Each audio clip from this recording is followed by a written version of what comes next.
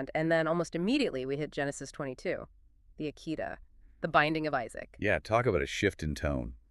From legal security to the ultimate test of faith. The text frames it explicitly as a test, doesn't it? Yeah. God testing Abraham, demanding, well, everything, absolute surrender. It's maybe the most ethically jarring, most difficult passage in the entire Hebrew Bible for many readers, that raw command. Take your son, your only son Isaac, whom you love. The text piles on the emotional weight and offer him as a burnt offering. It's brutal, and this is where we have to tackle that huge misconception head on.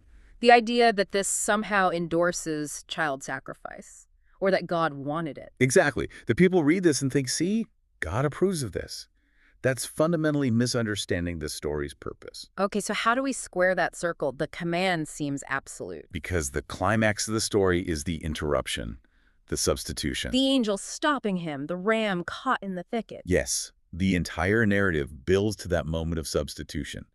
It functions as a powerful, dramatic rejection of the child sacrifice practiced by surrounding Canaanite cultures. So it takes the patriarch right to the very edge of that horrific practice. To the brink. And then Yahweh definitively says, no, not this way. Not my people. The ram replaces Isaac. So the point isn't the willingness to kill, but the revelation that this God demands faith and obedience, not that kind of bloodshed. It redefines worship itself. Precisely. It's an ethical watershed moment. Worship is now defined by faithfulness, by trusting God even when you don't understand, not by ritual killing of the innocent. The covenant promise is reaffirmed after Abraham shows that faith. But it's reaffirmed without the sacrifice of the child. Correct. That act secures the promise, but the interruption secures the ethical future of his descendants. It sets them apart. And thinking about the human cost here, the sources often point to Abraham's silence. It's deafening, isn't it? He doesn't argue, not like he did for Sodom where he haggled with God. Yeah. Here, facing this command about his own son, silence.